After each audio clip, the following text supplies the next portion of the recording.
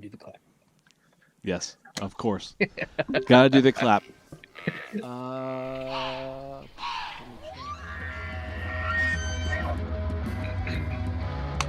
All right, welcome back to the BackCountry Pa Podcast. You got myself, Cody. You got Ethan in the red. You got Andrew in, I'm going to say that's black. Andrew, is that black? It is. All right, and we have two guests with us. We have Trevor and we have Andy from BackCountry Hunters and Anglers, Armed Forces Initiative. Guys, you want to introduce yourself, maybe a little bit about yourself, maybe how you got in hunting, all that kind of good stuff that we like to hear. Yeah, I'll go first, I guess. I'm Trevor Hubbs. I'm the coordinator for BackCountry Hunters and Anglers Armed Forces Initiative. Started hunting when I was, old enough to walk, and whenever my dad would take me, and fishing and all that stuff.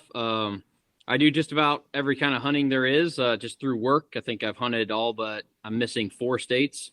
But biggest kind of passion area for me is anything with hunting dogs, whether that's chasing sharptails in Nebraska behind my pointers or getting out in the duck blind and working some retrieves.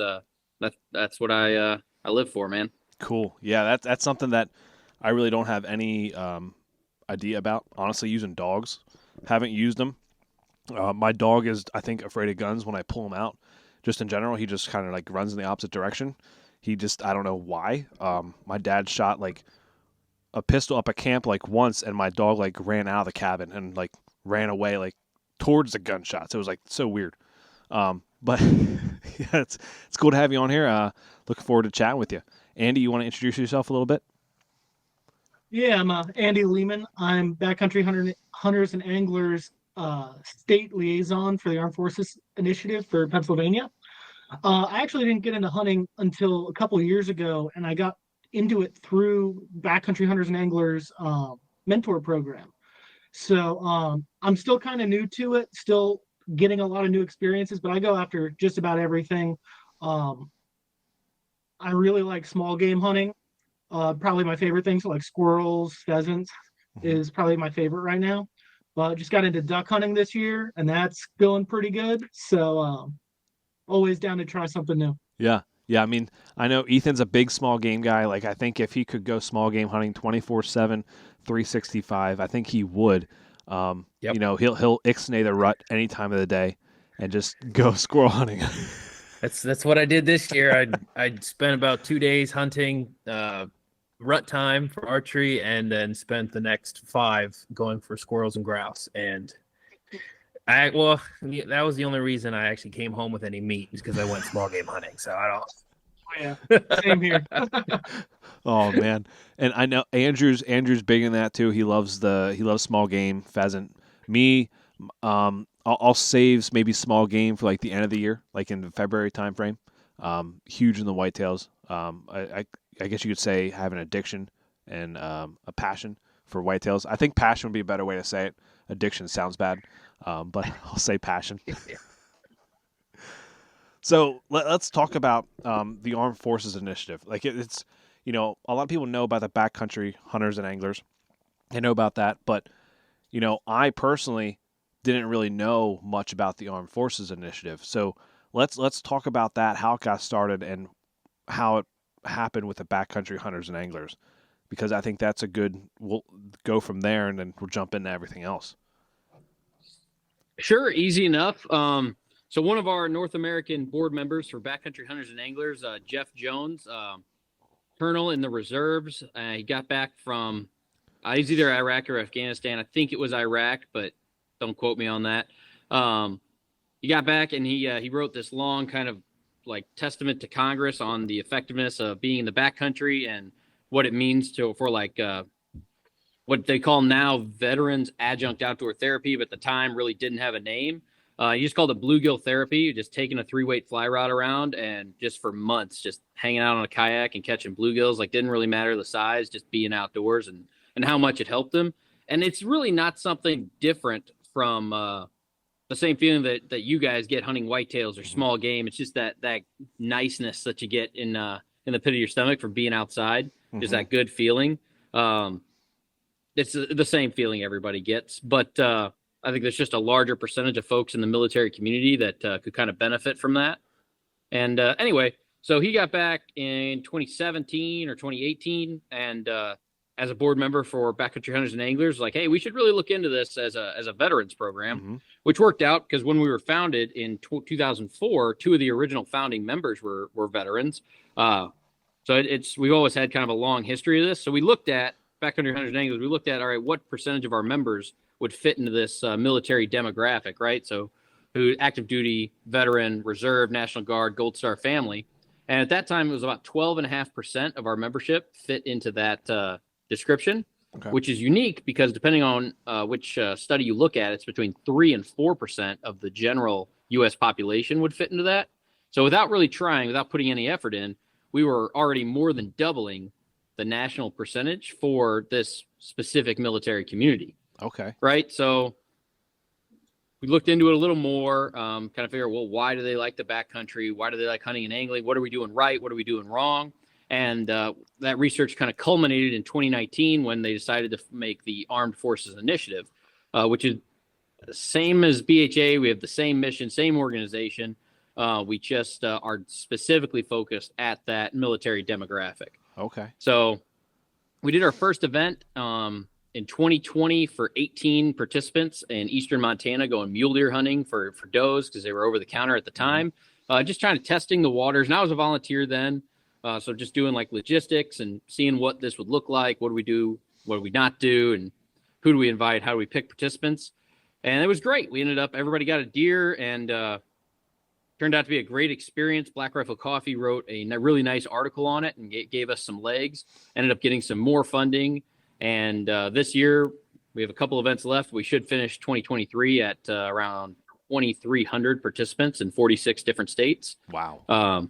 Yeah. So we're just growing like crazy, and that's where we are now. But really, just all thanks to participants and the local leaders like Andy, and we have a version of Andy in 46 different states, whose job is to support and represent the military community in that geography. Okay, and kind of tell me what they need, and then my job is to go find funding to make sure he gets it. Wow, that's pretty crazy. Like Andy, what? Tell me a little about your side of it. Like what's your job title? Like what's your day-to-day look like? Yeah, so we're just getting the Armed Forces Initiative started in Pennsylvania. I just got this position a couple months ago, but the brunt of it's just getting events on the calendar, getting the word out. So like, for example, we got our first event coming up in a couple weeks. Next month, we're going to be doing a small game hunt out in State Game Land 280 out by, I don't know if you guys know Blue Marsh. Mm-hmm. Yep. Yeah. So we're going to do a small game hunt out there. So it's just coordinating that, getting all that lined up, and just trying to get people out and getting them having a good time while they're out there. So it's a lot of getting the word out at this point in time. I know for the event that we have posted, I've gotten several emails inquiring about, what should I be bringing, what kind of gear we need, what's going to be provided. So I'm looking forward to getting some good participation for the event and launching that into some of the future events we have planned for next year as well. Yeah, that's crazy because I did a little. You did 102 events in 2022, and you took 1,700 vets out. Like that's and that was fly fishing, hunting, scouting, and conservation projects. Like that's pretty awesome. Like to have 102 events total. Like I imagine that's 102 events, not just in Pennsylvania, but all over. Like is that what that was? Yeah, that's everywhere. So we have about 46 total states right now. About 32 of them are really like going, and then we have a bunch more that are kind of like Andy, where we're in the first 6 months trying to build out that team and get some stuff on the board. Okay, what are the 4 states that aren't participating in this? Yeah, so right now I don't have anybody in Hawaii. Okay. I don't have anybody in Iowa. I don't have anybody in Utah or Nebraska. No, not Nebraska. I'm sorry, Nevada. Okay. Iowa. Wow, you'd think people would want to do Iowa. Yeah, well, I mean, it's a 2% public land state, and they have a really That's robust BHA chapter, but there's also not an active duty station in Iowa. Okay. Right? Yeah. So Like we're shooting for a key demographic. And also, I mean, we are looking for, cream of the crop here. Yeah. It's very easy. There's a ton of organizations that take veterans hunting and fishing. Like that's not the hard part. It's not, we're not looking for somebody that's going to take somebody hunting and fishing. A lot of people do it. It's easy. We're going to take it a step further, and it's somebody who can take a veteran military member hunting and fishing and teach them how to hunt and fish, right? Okay. So it's not just, hey, sit in the duck blind, look at the water, and when I say shoot, stand up and shoot. This is why we're setting our decoys this way. This is a hail call. This is a feeder call. This is when you call, when you don't call. This is the importance of camouflage, right? And then we're actually taking a step past that, right? So, and teaching them why to hunt. So it's not just, hey, here's what a duck blind is. Here's decoys. Here's the calling. Here's how you can go do this without help next time. And here's why your federal duck stamp matters. Here's why the National Refuge System matters for waterfowl populations. And here's how you play a part as a hunter angler and how to use your veteran voice to make sure these resources are here for a long, long time. So it's not an easy job that we give to the folks like Andy, especially considering I'm not paying him. Yeah. I mean, that definitely it's hard to, especially like that was actually one of my questions that I had. Like how many of these, vets come in and they really had no experience in the outdoors. Like they never went out hunting, never went out fishing, never really did anything like that. And now they're coming in here and you pretty much have to teach them from the ground up. Just like when we were kids and our dad would take us out and tell us everything of why we're doing certain things, or some dads would just put them out here. You sit here, you shoot whatever comes in front of you, and that's that. So But so how many what's the percentage do you think roughly of those vets that come in that don't have any experience? Yeah, so about 87% are what I would consider a new hunter. Now that doesn't necessarily mean they've never hunted or fished before, but what we have to consider is we've been at war for 20 years. Or we were at war for 20 years. Technically, we're not at war anymore, but don't worry, we're getting more coming. Right.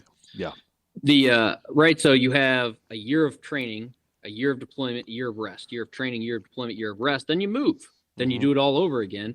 And you have folks that, like myself, I didn't hunt the whole time that I was active duty. Yeah. Right. Like whether that's 20 years, whether it's 8 years, whether it's 10 years, what do you really know? Like you've forgotten so much. Plus when you're stationed there, if you even had an opening in your schedule, you're in a brand new state like North Carolina, like you have bears, you have saltwater fishing now. I don't know what any of that is. Never done it before.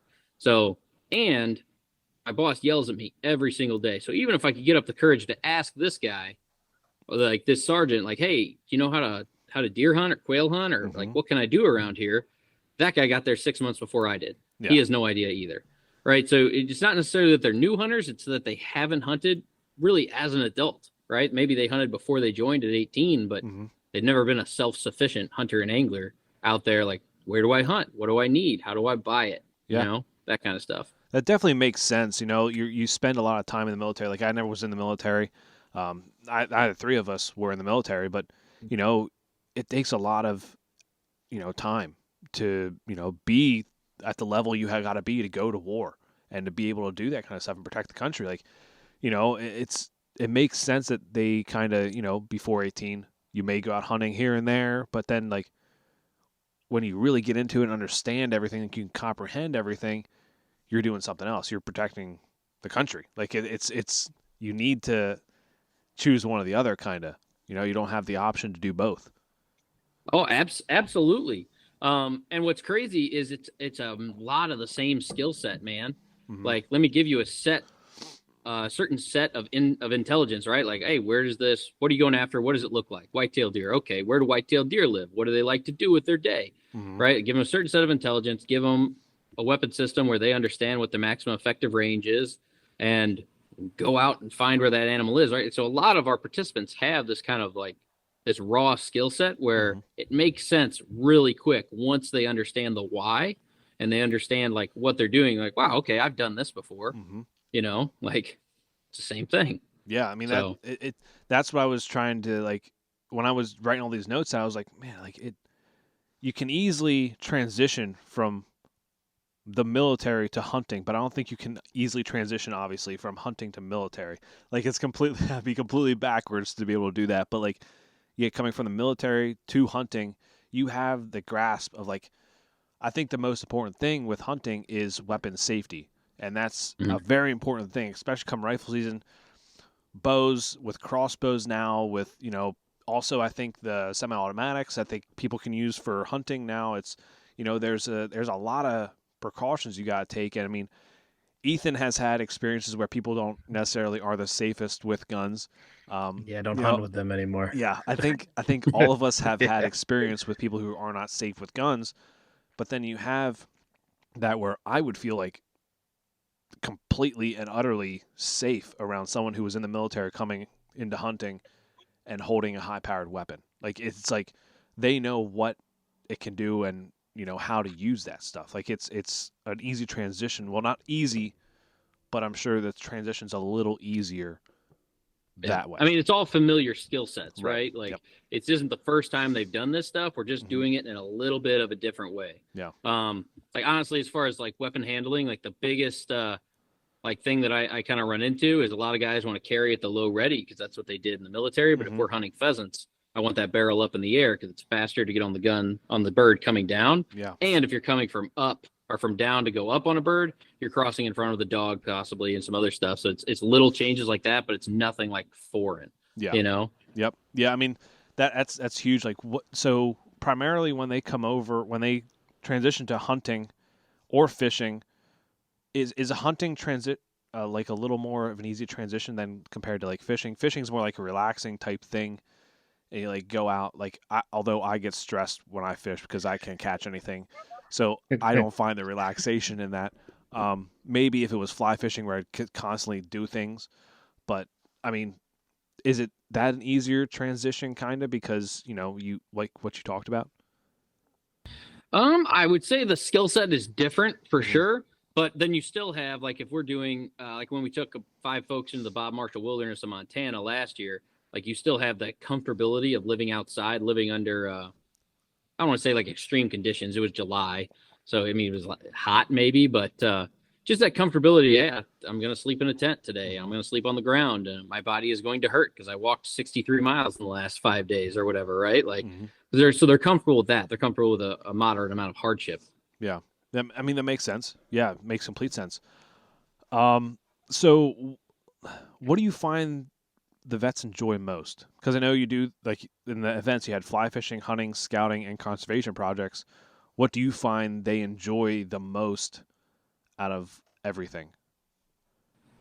I was actually just talking about this. I don't think there's a specific species or specific like activity that is more effective than the other. I mean, Mhm. the two things that really make it stand out and really bring folks back is one, the camaraderie and the community that we're creating, Mhm. right? Like you take a bunch of folks that are kind of interested in hunting and fishing and they came from the same background, they have some shared life experience, and you're teaching them how to hunt and fish at the same time. Like you're really creating a local community like Andy will be doing in Pennsylvania. Like if I teach you how to hunt, teach you why to hunt, and I introduce you to a bunch of people that like to do that and have the same background as you, the likelihood that you go hunting and fishing again is extremely high. We're showing about 92% of our participants go hunting or fishing again within 18 months of leaving our event, which is it's a pretty good statistic. And to be fair, I mean, like we're close to, if we haven't already passed the 6,000 participant mark. So it's not a huge sample size, but it's not small either. Yeah. Right, but it's not one type of event. The other thing that really drives people is whether you're talking to the VA or one of these specialized psychiatrists or psychologists that talks to veterans. Really, what they'll all tell you is when you're getting out of the military or transitioning from the military to civilian life, is you need a purpose larger than yourself. You need something because you're no longer going to get that from work. Yeah. So right, like I was Army infantry. Like you get when you start, whether you're in the Navy, whether you're Marines, whatever, like you fill that kind of like cup inside, like you're making a difference. You're making the world a better place. And you just don't get that from a civilian job. Whether you're working in a bank or you're some sort of business executive or cutting hair, it doesn't matter. You need to find something that will fill that part of your life because work isn't going to do it for you anymore. Yeah. Right. So that's really what we're giving to folks when we teach them about conservation and how to use their veteran or military voice to advocate for conservation is we're giving them a cause higher than themselves. And they end up just throwing themselves into it and just really becoming passionate and engaged conservationists.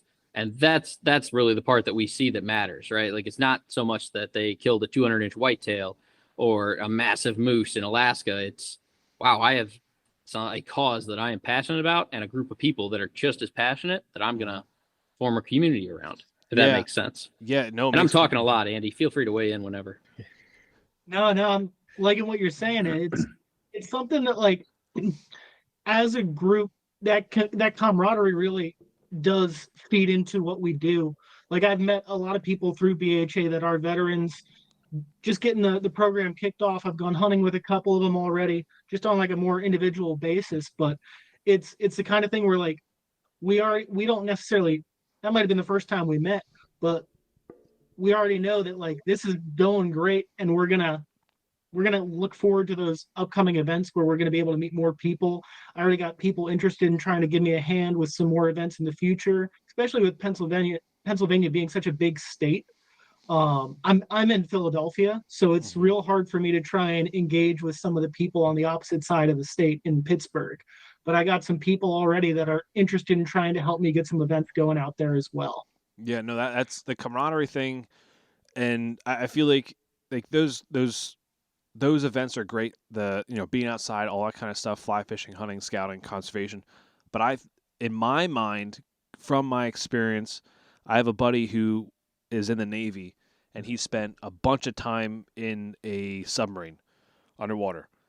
And when he came back, we went to my cabin and we scouted a bunch, and we sat around a campfire, and like the stories and how he opened up at that moment, that's what I feel like is the best part, right? Like opening up around the campfire, like having conversations you can have with people around campfires that you normally would not have in the day-to-day life. When I go to work, I'm not going to have conversations with my coworkers about deep conversations that I don't want to have with them. You have those deep conversations with your friends who you haven't seen in years around a campfire, and it's like nothing has changed. Like, I think that is what the best part is about hunting and fishing and all this kind of stuff, is having that camaraderie around the campfire. And I think that probably means more to these veterans than anything else you can provide to them, really.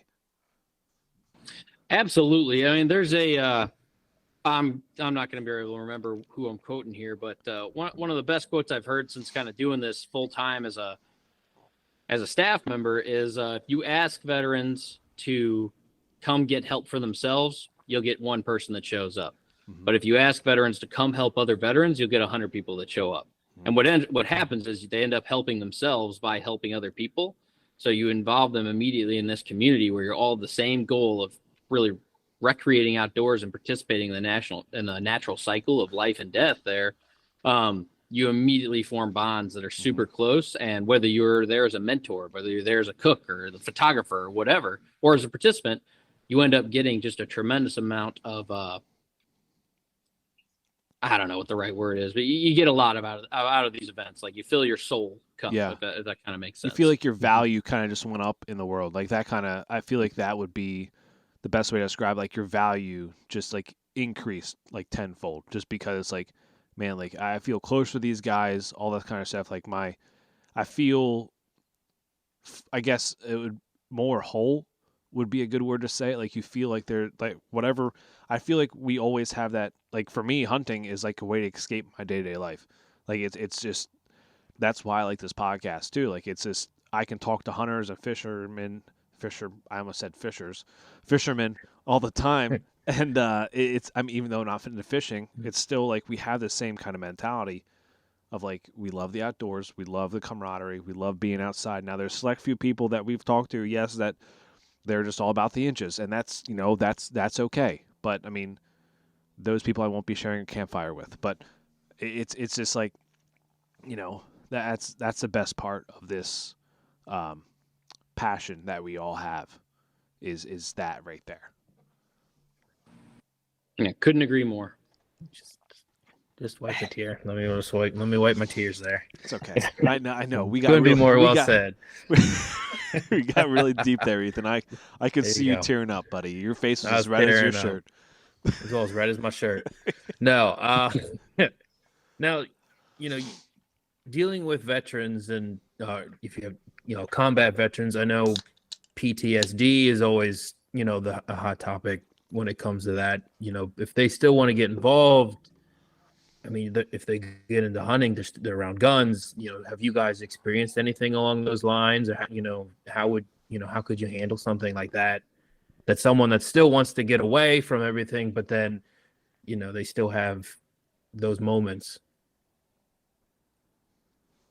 Yeah, I mean, so we've been in war for 20 years, right?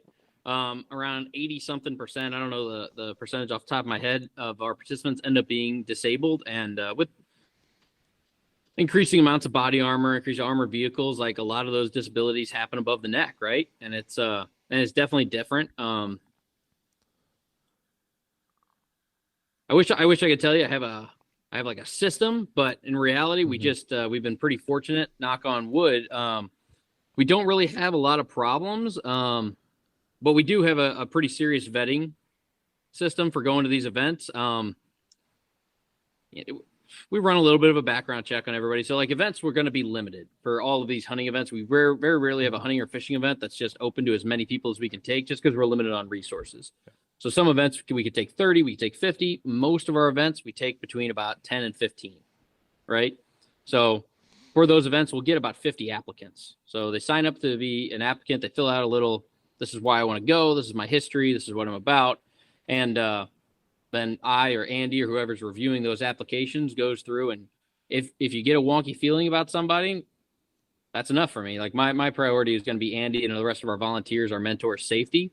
And it's tough, right? Something I think about just about every day is so I had 77 people come up to me and say, "Hey, this is the reason I didn't commit suicide." Like these events, like this is incredible, right? And those are people that are comfortable enough talking about it. I think there's definitely more that we're in a bad space that these events help, but so 77 people are here today and they're happy with it. I know I've personally turned down over 3,000 people since taking this job, and then you just completely lose contact with them. Wow. So I think about that every day, and that's why I kind of think about the growth. Like, what can I do to raise more money, to grow these events, to take more people out? Because really, I think that's the biggest thing is resources. If we had more resources, we could take more people. And we've worked with psychiatrists and sociologists and programs like that in the past to come out and make sure everybody's safe and really give the best experience we can. But yeah, I don't have a good answer for you, Ethan. We're using our best judgment, and it's worked out so far, but we always kind of err on the side of safety.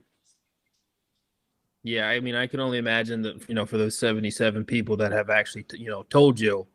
I mean, me, myself, like I've never had those, those negative thoughts, anything along those lines. And obviously I'm not a veteran either. I haven't seen any of that, but it's like going outside, whether it's hunting or it's fishing, it's like I'm at peace. Like it's just there's no worries in the world.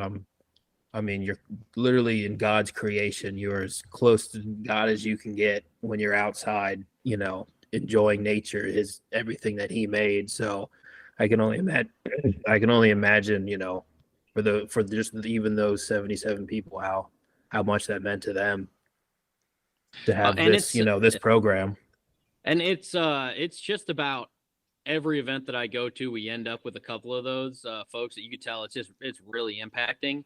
And it's interesting because that's really like a side effect, right? Like that's not, I don't say it's not our main goal, but like, man, my degree's in business. I don't have a psychology degree. I don't know what I'm doing running a nonprofit. I'm just happy to be here. But like I just spent the last 6 days out in New England running a learn to waterfowl hunt event. And one of our participants he had some rough deployments, but I mean, who hasn't? 20 years. And now he's a police officer, and he ended up being just luck of the draw, a rough night, being the first to respond to those 2 mass shootings they had up there in Maine, where it's just rough. Brought a bunch of stuff back for him, and you pull me aside, and he's like, "Man, this is incredible." Like, and they can't even put their word to it, and that's the toughest part. Like when I'm talking to sponsors, when I'm talking to like the VA, because I go advocate on behalf of veterans and veterans in the outdoors in DC and this stuff, and like, well, Trevor, what is it that you're doing? Like, what makes them feel this way? And when we do these surveys, the same phrase just keeps popping up. It's, I just feel better out here. And I'm like, that's great. Can you be more articulate? Help me tell this story, because just feeling better out here for somebody that's never hunted or fished, or really, like, say you're a congressman from New York City, but you're on the VA committee, like, that's not making sense. That's not resonating. And that's something that I've struggled with just as the person in charge right now, is how do I take that I just feel better out here, Trevor, phrase and turn it into something that everyone can understand all over, you know? I think you put that on a shirt. I feel better out here, Trevor. Like, I think that's the best way to do it. Everyone loves shirts. Just do that. But no, I definitely see that, because, you know, like down here where I'm at right now, Lancaster County, it's not, I don't get out in the woods. I don't feel that escape. When I get in the backcountry, like up near the cabins, like up in, you know, Bald Eagle area, Potter County, Clinton County, you know, Elk, like it's when you're away from the hustle and bustle of everyday life, like the one thing on the website, you know, get them away from the email, the phone, the phone calls, just everyday life. And then you go to somewhere where you have absolutely no service at all.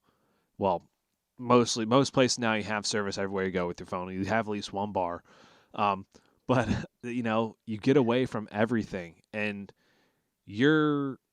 my thought has always been, especially at my cabin when I was up there, was, you know, when I'm walking, it's like I could be I down the first footstep, but in my mind, it's like this spot right here that I just stepped could literally be the first time anyone has stepped in that exact spot. And that's like, to me, that just blows my mind to think about. Like, it's like, how long has it been since someone put a footstep in this exact spot?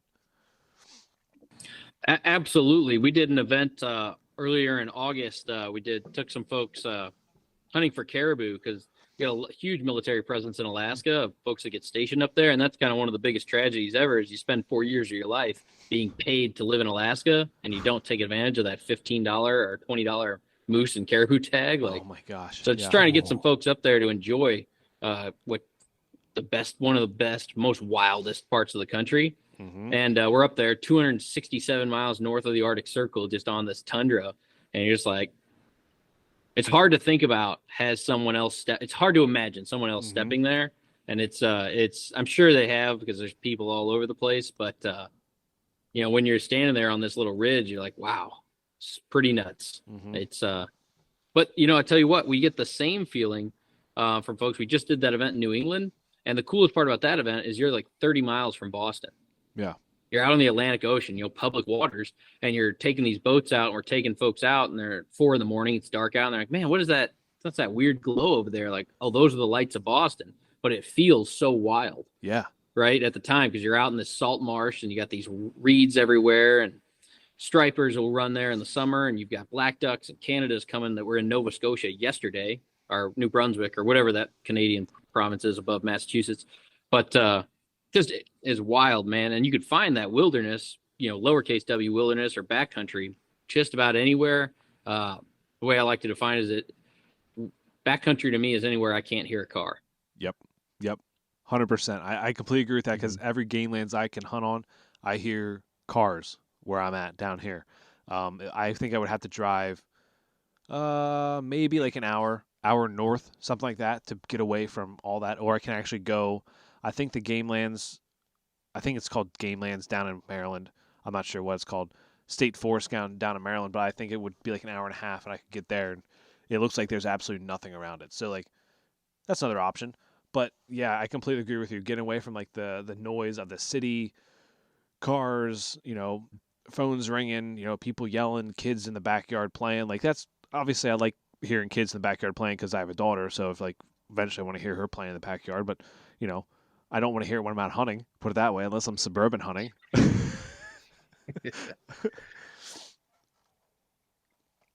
So what would be like the biggest, other than the volunteers, what's like the biggest issue you guys see with getting the vets into it? Like whether it be like the loss of public ground, the the less area you have to hunt, which kind of connects to that, or like I don't know, like the intrusion kind of with technology now. Like, what do you guys see as the biggest issue? Well, I'd like to let Andy answer that, Mm-hmm. just because I think he's going to have a very different perspective than me. But I'm going to go first because it's my program. I can do what I want. There you go, Trevor. That's a joke. As a joke. But the biggest thing for me is, so coming from the infantry, when we're starting this, like, you just end up, you get recruiting some of your peers to come to these events, and some folks, like a guy that that knows a guy that knows a guy, but you all end up coming from this this combat arms profession. So we had a lot of special forces guys, a lot of infantry, Cav scouts, artillery, like. And what I was not necessarily surprised, but what I saw was a lot of folks that got paid to live outside and shoot guns didn't want to go live outside and shoot guns again, because in their mind, their time in the military made that into work. Right. And I know it sounds kind of crazy to describe it, but I promise, going outside and shooting machine guns, the Army will make it not fun. Like, they will ruin it for you. To the point, like, and I was the same way. Like, I didn't hunt when I was in the military, and my dad and my brother forced me to go whitetail hunting on the family farm. They're like, "No, you're going." I'm like, "I don't really want to go." They're like, "No, you're going." And they stuck me in a stand, and I'm like, "Okay." And, a couple of days of that, and I'm like, wow, why would I not want to do this? This is incredible. Like, just, again, like you said, the campfire time, just hanging out, being outside. And you can almost forget after doing it professionally, like, that it can be fun, that it can be interesting. So I think that's something I saw, maybe not so much recently, but definitely starting out, is like convincing people that, hey, sleeping in a sleeping bag on the ground when it's 20 degrees outside, it'll be fun, I promise. Like, like, nope, I played that game. I've seen that movie. It's not fun, Trevor. You can't make me. But then I would eventually, peer pressure them into it. And now they're some of our best volunteers, and they're just like talking their buddies into it, and it's interesting. But Andy, what have you seen? So I think probably the biggest hurdle that I've seen so far would be getting people to know what kind of resources we have available. I mean, look at Pennsylvania as a state. As far as an East Coast state goes, we have a ton of public land available. And it's just getting people to recognize that there's just how to find that public land, and that they have access to it. Because a lot of people will be like, hey, maybe I want to try hunting. Even if we give them the education part of what they need to do to go out and try and do this on their own, it's being able to not only figure out where you're allowed to go, like, that's probably the biggest hurdle there, because we can teach them what to look for and stuff like that, but just getting them looking at where they can go hunt, and like teaching people that it is accessible to them pretty much no matter where you are in the state. Yeah. I mean, there's I forget how many acres of game lands there are, but there's I think there's close to 1 million acres of game land. I'm not sure. Andrew, you want to look that up maybe? Oh, yeah. Of how many acres are, because I know Allegheny National Forest itself is like 500,000 acres, I want to say, of national forest.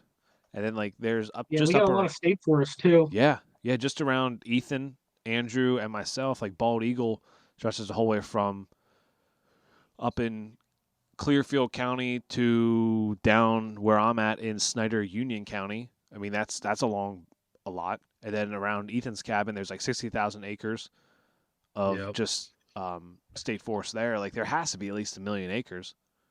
1.5 million acres of game lands and 16 million acres plus of forest land. 16 million of just forest land. So that's that could include private forested land as well. area. Yeah. Could be private. Yeah. Could be private. But that's a lot of forested area. Like, have you guys, I know some public areas getting overpressured, and you guys, you want to find that backcountry stuff, which that kind of isn't getting overpressured too much. But it kind of will start going that way, especially with podcasts and YouTube videos and all that kind of stuff. Like, people coming to PA here because they see the bigger deer, small game, better birds, better game commission population going up. Have you guys been able to gain access to private land for people to hunt because of what you're doing? I get a ton of offers to come hunt private land, or yeah, come bring some vets to my ranch or my farm, and we've done it a few times. The key for me is it's got to be publicly accessible, Okay. right? Like whether it's a draw system, whether it's like Montana block management, that's private land available for public, like that's all great, because it gets down to like what we want is we don't want to do these once in a lifetime experiences. Yeah. Like we want to give you the experience for a lifetime of hunting and fishing, right? Like, and if I teach you how to hunt on a super cultivated private farm in Wisconsin with a bunch of feeders or whatever, not picking on Wisconsin, just if I take you out there to teach you to whitetail hunt, yeah, you're probably going to get a whitetail, but you didn't learn like what Andy was talking about earlier is how do I go do this again without knowing Mr. Dairy Farmer in whatever, Washington County, Wisconsin, you know? Yeah. So if we really want to accomplish that mission of creating conservationists in the military community and teaching them how to hunt and fish, teaching them why to hunt and fish, it's got to be on public land. And I love hunting private land. Like you can have a ton of success hunting private land, but one of the reason I work at BHA, the reason I was a BHA member before the Armed Forces Initiative existed, is because public land is it's the great equalizer for me.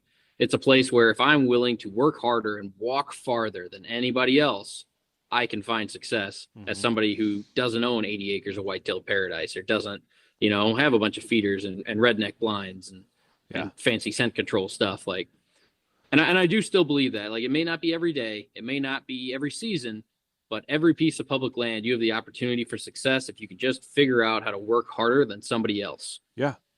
Yeah. And the cool thing about that is like everyone's success is different. Like every vet you bring in, everyone's success is completely different. Like, if they want to max out on squirrels, like that's their success for that day.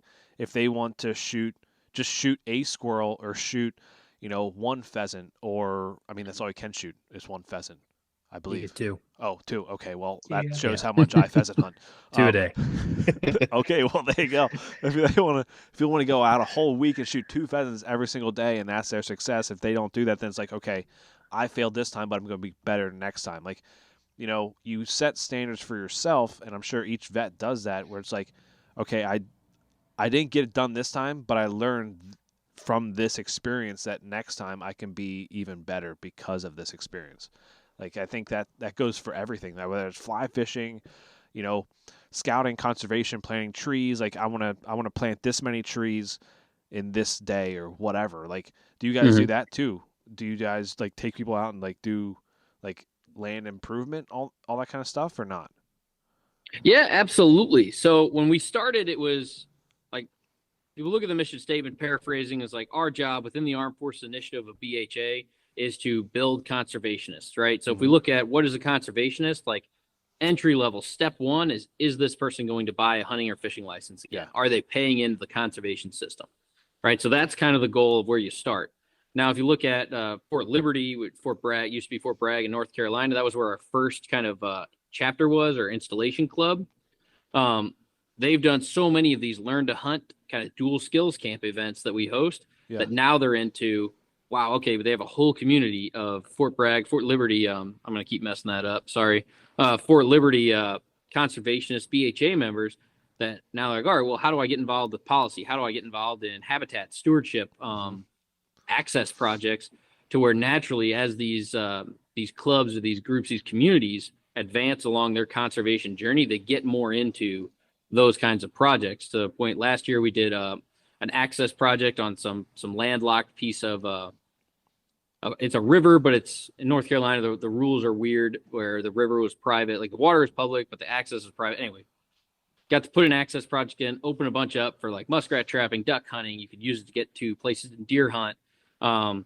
They also do a bunch of drop zone or landing zone management where you look at, so Fort Liberty, home of the 82nd Airborne, they do a bunch of training drops or dropping paratroopers all the time. So they have these huge fields cut that are wide open because they want safe landings for people.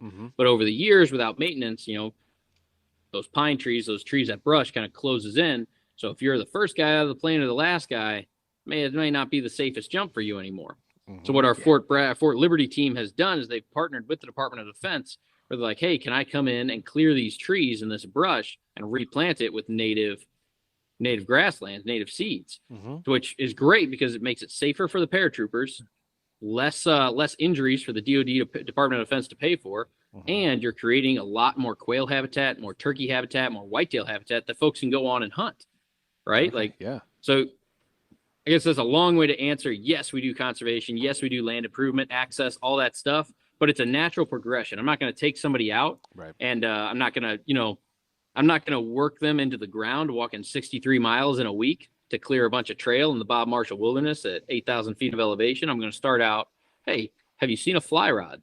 Look Yeah. at it. It's nice. Let's catch some fish. And then as they become more passionate, work them into improving the land, building on that conservation resume, if that makes sense. Oh, absolutely. Yeah, I mean, it makes complete sense. Like, you want to build that ideal or prototypical conservationist, like you want to have, like, from the ground up, like, and if you incorporate it all into your life, you become just a better person in general. I feel like you like we talked about before, feeling full, and having another meaning in life, kind of like we as hunters, as fishermen, we don't necessarily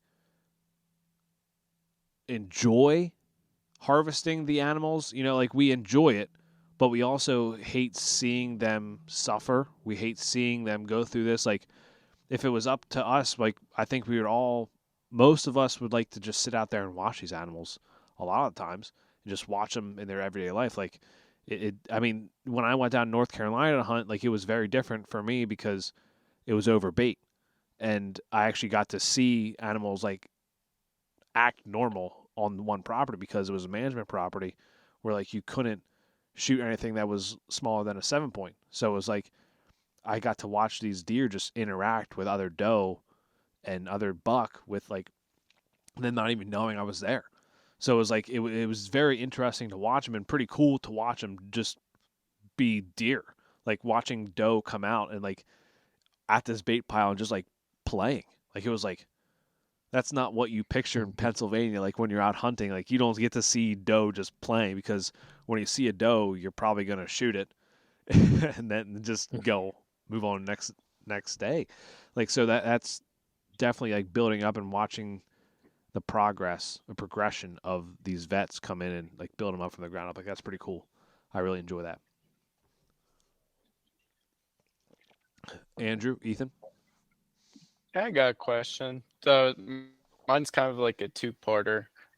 So, like, how spread out are events, say, like, in Pennsylvania?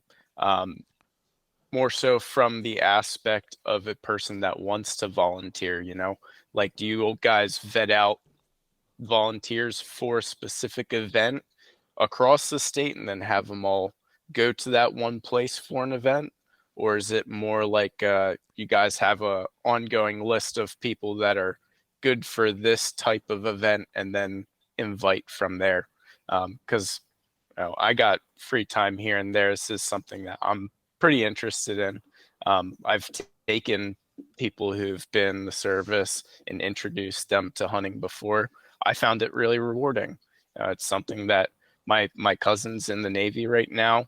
He just got to shoot his first deer in 7 years this past season, and, like, to see him smile and, like, put those deer in the freezer. He shot 2, but to put those deer in the freezer this year, like, it meant the world to me just to see it. Like, we didn't even go hunting together, but to be there and enjoy that with him, like, just from the butchering perspective, it was awesome.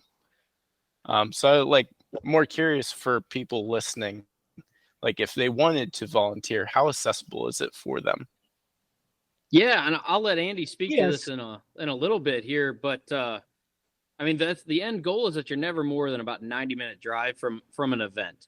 And Andy's like, we're still building out this team in Pennsylvania. What I'd love to see in the next 5 years is under Andy, right? He's got an Eastern person, a Central person, a Western person, right? Who's running these events. Now, the key thing as far as planning, it really comes down to our insurance, where I've got to have a fair amount of notice to get everything through the insurance guy.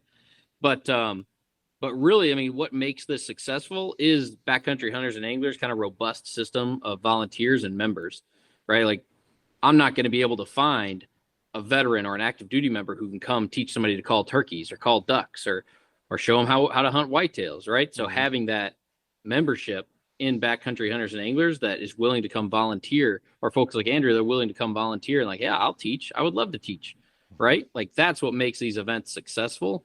And I would advise Andy to not shy away from that just because they're folks may not be a member of the military community. Like integration between the Armed Forces Initiative, the military community, and the backcountry hunters and anglers larger community, that's what makes this work, right? Like I'll say it again, I have no experience running a nonprofit. Like I have a business degree. Turns out I'm pretty good at igniting a passion within the military community for conservation. But as far as learning, what policies are important to hunters and anglers in Pennsylvania, or what's the best conservation project we can employ them on, that's why I need folks like Andy. That's why I need the Pennsylvania chapter of Backcountry Hunters and Anglers to come in and say, yeah, I need people. I would love to come, plant trees here or trim, do some strategic trimming here. Like, I don't know. Does that kind of answer your question? I go off the rails a little bit. Yeah, absolutely. Yeah, for sure. Thank you. And just to tag on to that, so for Pennsylvania, the goal is to have, at least initially, we're going to try and have 1 or 2 events in like the eastern part of the state, the central part of the state, and the western part of the state. So like I said earlier, we're having towards the eastern part of the state, we're going to have that small game hunt. We're working on putting together in maybe around the June timeframe a fly fishing, learn how to fly fishing event that we're going to be doing jointly with the state chapter. And that's going to be more towards the middle of the state, kind of by Memorial Lake area, right by Fort Indian Town Gap. And then I'm working on trying to put together an event in the western part of the state as well for later on in the year. So we'll be talking about those events as they get published. And we have a Facebook group and an Instagram page that we post our events on for anyone that's interested in volunteering or participating. That would be the best way to learn about those events. And you can always shoot me a message on those if you're interested in volunteering for events. The handle for both Instagram and Facebook is going to be BHA_PA_AFI. So that would be the best way to reach out. Awesome. Thank you. Yeah, Andrew, I mean, you love to fly fish. I do. Yeah, you do. I do. If I'm available, I will happily volunteer. Yeah. Awesome. Yeah. Yeah, I'll make sure to get some information to you once we get the date set up for that. Yeah, that'd be great, man. That's pretty cool. Yeah, that's I mean, small game. Ethan's your guy for that. He can volunteer for that one. I'll show him how to shoot some squirrels. There we go. Yeah, don't ask me for a squirrel to shoot. I think I shot one squirrel 6 times before it fell out of the tree. So it was up there pretty high. So I blame the height of the squirrel on that one. I was gonna say user error, but that's fine. Oh, okay. Let's calm down. Little column A, little column B. Yeah, a little bit of both, a little bit of this. Let's see here. No, I think that was all the questions that I had. So let's. How did your guys' seasons go this year? I know the season's still going on. There's still small game coming up. There's still, I think, pheasant's still in late season 2, I believe. Yep. So how did your guys' seasons go? Whether it be small game fishing, whitetails, doesn't really matter to me, or mule deer even. Like, what'd you guys do this year? How did it go? Yeah, I passed on a lot of spike bucks during archery season. I felt like the spot was good. I knew I could. I was walking about 3 miles in and then crossing the Milwaukee River at this place where people don't think you can cross it, but you can cross it. It's a secret. Don't tell anyone. And man, I just kept passing. Like, I know there's big ones in here. I've seen them on camera. I know they're here, and never end up seeing them. So on the last day of rifle season, I shot one of those spike bucks, and I'm happy to have them. Yeah. And then got a bunch of ducks, a bunch of sharptails in the freezer, and then heading home to spend Christmas with the family. We're going to do a little flooded timber hunting in Missouri, and hopefully get a few more mallards for the freezer. And then trapping season starts, where I'm all about the beavers and the muskrats, and that's how I'm going to spend my winter. So what's the biggest beaver you caught? Oh, geez, not Not as big as I've seen. The biggest one I've seen was in the 60s. The biggest one I've caught is probably 40, 45. That's still a big freaking beaver. Ooh, yeah. Like Well, that's they get bigger up here. So I grew up in like southern Missouri. okay. Southern Missouri, fishing like where the Ohio and the Mississippi come together, Mhm. where just you don't really have winter, but you don't have the winter that we have in Wisconsin where I live now. Yeah. And I've lived up here for 4 years, but like I want to say the last buck I shot in Missouri, it was by 9 a.m. it was 85 degrees during rifle season, and it's Wow. like this is hot, and it's Yeah. November, but up here it just gets so cold that it's like the raccoons, the beavers, everything is such a nice pelt, and they have that big layer of fat on. They just get big, which is it's a lot of fun. What do you And do? something different. We never ice fished or trapped under the ice in Missouri, and you do that all the time up here. What do you do with the tail? Because I feel like the tail would be such a cool thing to like have in general. So I just dropped them off at the tannery. I had a bunch of tails. I've tried doing the eating them thing because Steven Ranella peer pressured me into it. It's okay. How do you even? Then I feel like it's leather. I feel like it's a leather. Like it looks like it would be just a leather tail. oh, it's Jerky. absolutely leather. So what I've been wanting to do is I'm trying to find a tannery or like a seamstress that will make me like a wallet out of the beaver tail. I think that'd be super cool. Haven't found one yet, so I end up just selling them to the tannery, and so I can't remember what they don't give me much for them, like because what I end up doing mostly because the fur prices are so low, I end up using most of my stuff. Just get like mittens made. I give them out as Christmas presents, or Okay. I got this sweet raccoon hat with like the big ear things that go down. Yeah. I feel so cool in it. Apple I look Johnny stupid, seed. but I feel so cool. Apple Johnny seed type hat. Is that what? That's right. Yeah. Yes. I think I had one when I was a kid. I used to have it. It was in my closet for like the longest time. And I forget where my parents even got it from, but it was like just the raccoon. Like it wasn't obviously real. Like my dad trapped, but he didn't. I don't think he ever made a hat out of it. I don't think he Yeah. ever did. He sold them by that when he was doing it. Their prices were good, so he just sold them all the time. And then he got out of it when the price started dropping. But okay, so you're Wisconsin right now, right? Yep, I've lived up here for about 4 years, and a lot to enjoy. Well, To enjoy for sure. So I watch the Hunting Public, and I watch like their rifle, that opening rifle, where like there's gunshots everywhere, like it's populate. Like, can you just like PA obviously is known for like the Orange Army, but I feel like Wisconsin is like to another level, kind of. Can you like? I want to hear a little bit about the Wisconsin Orange Army. It's definitely was new for me. I did not have that in Missouri or Southern Illinois, and it's so like the whole northern third of the state in Wisconsin is essentially public, which is nice because you can go up there, and my wife's family has a hunting cabin up there, and we just get out there, and I shoot a lot of bucks from the ground, just kind of like still hunting, which is nice. But if I was going to hunt where I live, which is like an hour north of Milwaukee, hour south of Green Bay, kind of right, like not a super populated area, but enough. There is, I'm confident there's a way to find success during whitetail rifle season on these small chunks of public land there, but it's tough. Every 50 yards, folks just park a truck and sit on a bucket by the side of the road. It's interesting. It is, again, I'm sure there's a way to, I have not found success during rifle season around me. I've found success during archery. Yeah. Because not as many people hunt archery, but it's another level. And as far as the gunshots, yeah, you're going to hear them. It's every time it's a little demoralizing where you're just like, that's one buck less. That's one buck less for me. Like, and is it only buck, or is it also doe too? Well, so the farther south you get, the more likely you are to get a doe tag. Okay. So like in my county, I get 9 deer tags with my hunting license. I get a buck rifle, a buck archery, and then I get 6 doe tags that come with it that are either archery or buck, and then you can buy additional doe tags for, I want to say it's like $7 a piece, unlimited until they run out, but they haven't run out in forever. Wow. There's a big culture here. So like when we used to buy our hunting licenses, it used to come with a a doe tag and an either sex tag. So everybody's shooting the first doe they see. Yeah. Now you got meat in the freezer, and then they're waiting for a nice buck. Yeah. And that was just the hunting culture where I grew up. But up here, it is buck only.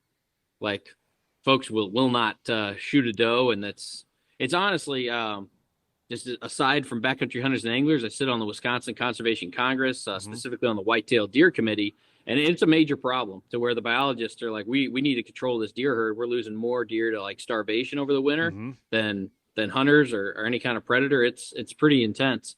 But yeah, folks just do not like shooting does in Wisconsin. It's a cultural phenomenon to me. I feel like because where my cabin used to be in Ethan Andrews' cabin is Potter, Clinton County area. That's how people are up there too. Like they'll buy doe tags just so other people don't shoot the doe. And it's like, I don't think a lot of people realize that you need to control the population or else the buck to doe ratio is going to be crazy. And then the buck aren't going to be able to, do anything. And the doe are just going to eat all the food. Like it's just, I mean, you kind of see it now, like the hardwoods up north, there's not much logging. Like there's logging cuts, all that kind of stuff, but the oak to like the white oaks, the red oaks, all that kind of stuff, it's kind of dwindling. Like the deer there's more population up there, which is causing them to eat more acorns, which is then turning into an unhealthy herd again. When back before the antler restriction, we had an unhealthy herd, and now it could revert back to that if more people don't shoot doe. Like if you buy the doe tag, at least try and shoot a doe if you see a doe. I mean, 6 doe tags, that's a lot. I'm going to Wisconsin. Yeah. I fill a couple of them. I mean, I'll be honest with you, I don't let a doe walk past during archery. With rifle, I will let them walk past because I'm hunting with my wife's family, and they're a whole thing where they're the old school type, and just out of respect, like, it's their cabin, it's their deal, like it's public land. But so I will let does pass during rifle season, but then I'll come home because we get 9 days for rifle in Wisconsin. Okay. The whole year. So it's the week before, like the week of Thanksgiving, I guess. So it starts that Saturday before Thanksgiving and runs the Sunday after Thanksgiving. Okay. So I'll go up to the hunting cabin with them until the day before Thanksgiving. Then I'll come home for Thanksgiving and I'll hunt the last weekend at home. And if I see does then I'm cutting them. But while I'm up with them, out of respect for their rules and their tradition, I won't. But I have no problem shooting does. They taste good. Yep. Like they're good for me. I've got antlers on the wall, and I love antlers. They're cool, but can't eat them. I also have 2 kids, and I know that I need about 5 deer a year to make that off season work food wise. Y'all got extra large freezers out there, huh? I do. It is. I had to buy an extra freezer just to get space for it. It's nuts, man. So would you recommend? So someone from PA, would you recommend someone to come out to Wisconsin and hunt the 9-day rifle season out there? Like, would that be something you would recommend?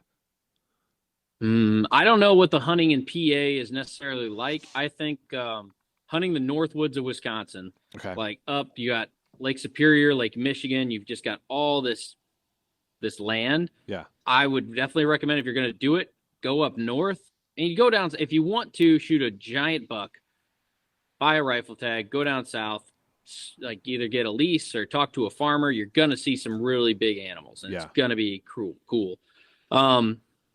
I've grown up where part of the country I'd never still hunted, like just walking through the woods in the snow. And like, sometimes you got to put on snowshoes, and that's still a cool experience for me because it's new. Right. So like you put on, 7 miles a day in snowshoes, just creeping through the timber, and that you could shoot like not that bucks and deer are ever not wild, but they just feel wilder when there's just nothing up there but woods, like that's pretty cool to me.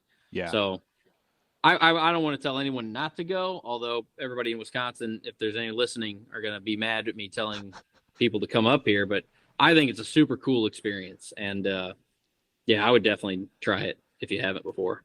So the northern part of Wisconsin, would that be like more like the tracking area, like where if you get good snow up there, just track the deer down, all that kind of stuff? Yeah, with the right snow, you can really get some stuff. But also during the rifle season, they're being moved around so much. Yeah, that you could creep through in snow, whether on snowshoes or in a couple inches on foot.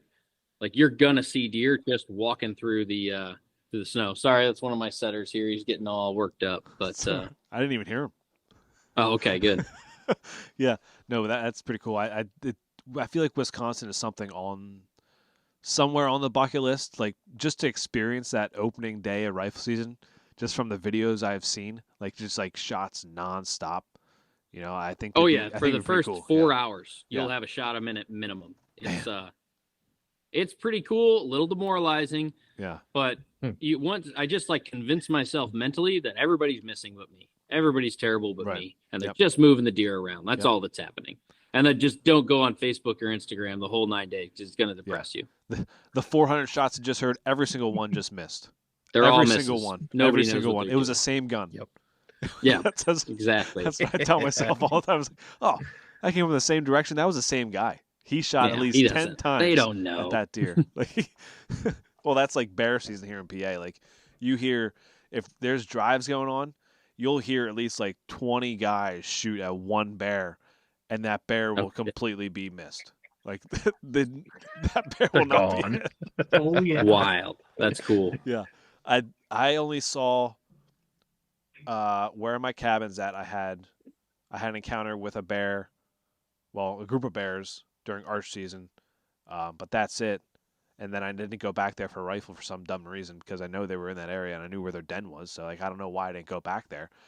But in PA you can't hunt the den. Like if you know which is weird. Like if you know where the den is, you can't hunt by the den. It's like I don't know. It's just a weird law. You know, it's like I just don't understand why you can't. Like it's like I'm not going to set up right in front of the doorway, like and wait for them to come out or like shine a light in there and then shoot inside the den. Like, but I know where it's at. And I'm going to like wait for them to kind of come out to their feeding area. Yeah. Probably Well, you just guys have their a pace. yeah. Yeah.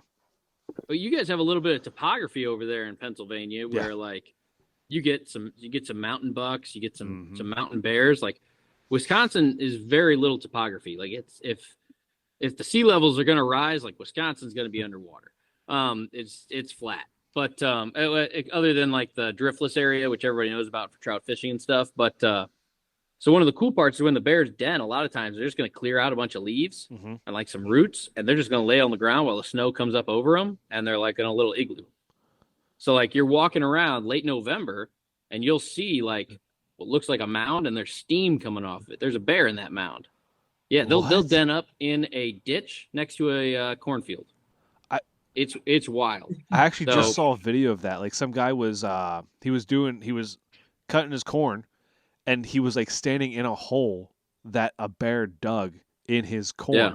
And like the bear was just like bringing all the corn in to this little den that he dug. And I was like, what? Like, are the bears out there half groundhog or what? Like, what's going on out there?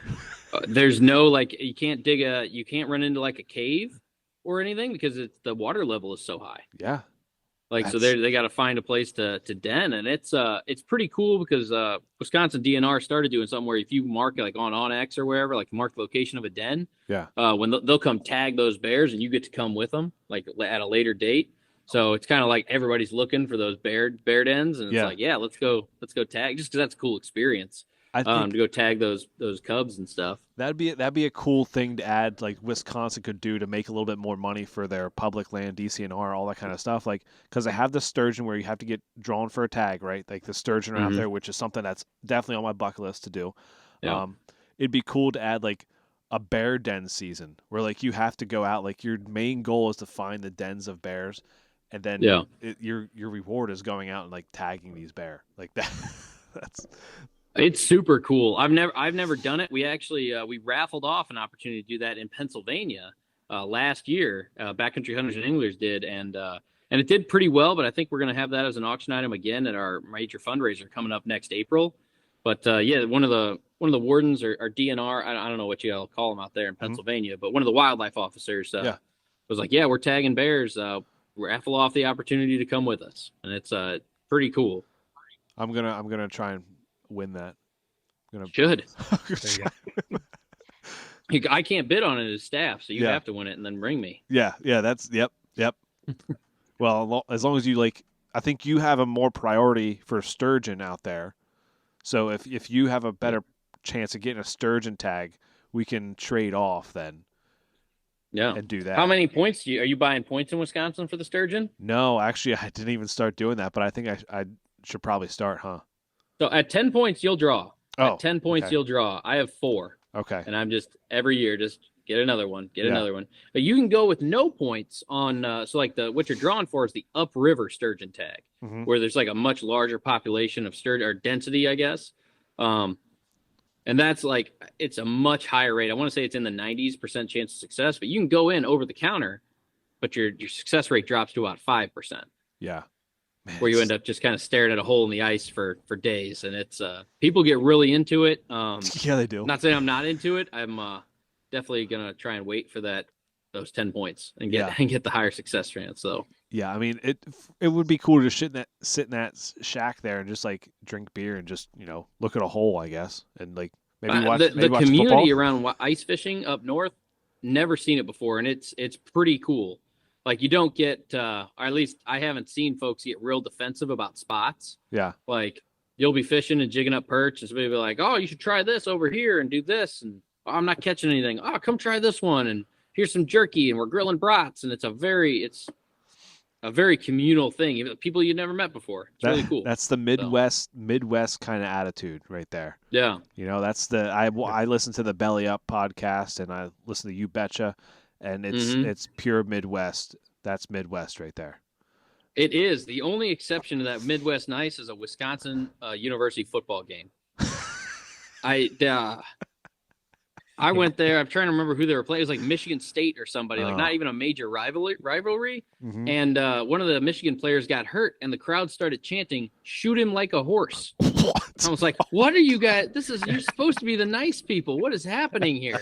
It's wild. They get defensive about that. But everything else has been great. When it comes to their brats, their cheese curds, and their football, and their beer, stay out of their way, because it's right. It's all they want to shoot you like a horse. Yeah. Wow. Andy, how did your season go this year? How is your season going so far?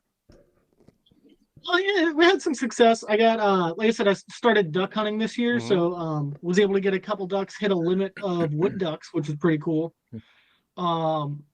Deer season didn't go so great so far, but I do still have the special regs tags. Mm-hmm. So I'll be doing some hunting out there in a couple weeks, and then probably going out to do some flintlock hunting as well. Okay, yeah, Flintlock, man, Flintlock is it's a cool season. Like I need to know if my Flintlock actually shoots or not, so I need to try that out.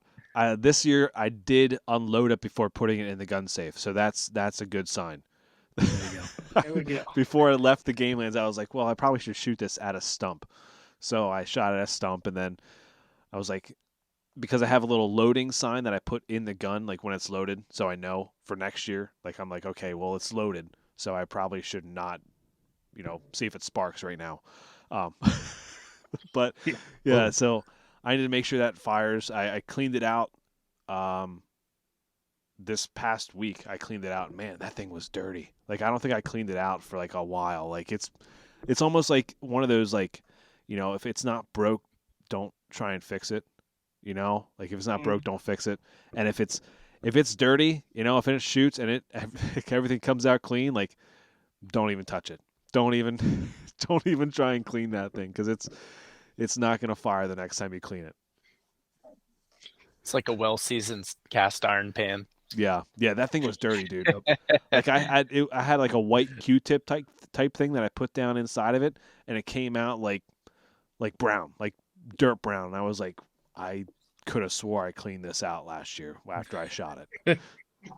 It could have just been rust, honestly, because I was looking at the top of it and like there was a little bit of rust there, but then once I cleaned it, it was fine. But yeah, Flintlock is like something I love, but also hate at the same time, because it's like the first time I shot a Flintlock, I had my dad's friend's muzzleloader, and it was like a 2-trigger one. So you can either pull one trigger and then pull the second trigger and then it fires, or you can pull the second trigger and it would fire, but it would be a heavier trigger to pull.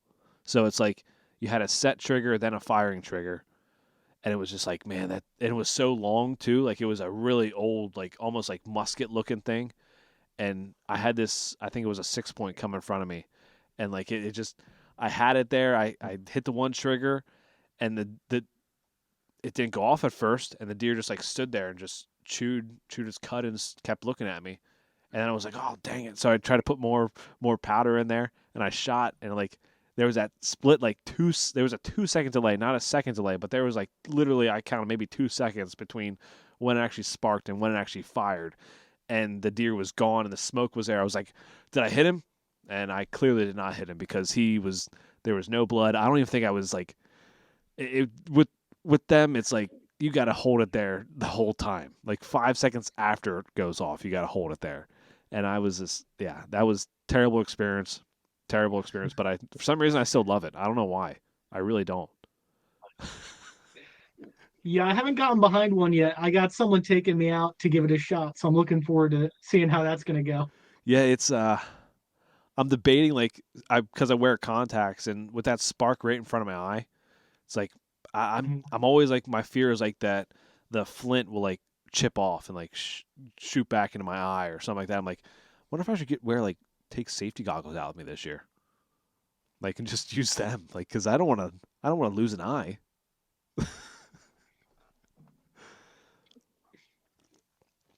So where can people follow you? Or Andrew, Ethan, do you have any more topics or questions you want to ask before we wrap it up here? No, I think we covered a good bit here. Yeah, Quite we did. spread. Yeah, we Oh, did. yeah. Everything. It was like a charcuterie board of backcountry hunters and anglers. That's what it was. So where can people follow you guys at? Get a hold of you if they want to volunteer, if they want to reach out, if they want to, go to an auction, all that kind of stuff. If they know someone, or if they're a vet and they want to join in, like, how can they get in on this? Yeah, I'll let you go first, Andy, with the PA specific stuff. Yeah, so for Pennsylvania, like I said, we have a Facebook page and an Instagram page that are both BHA_PA_AFI. We post all of our events and anything that we got going on there. So if you want to volunteer or try to sign up for events, that'd be a great place to go.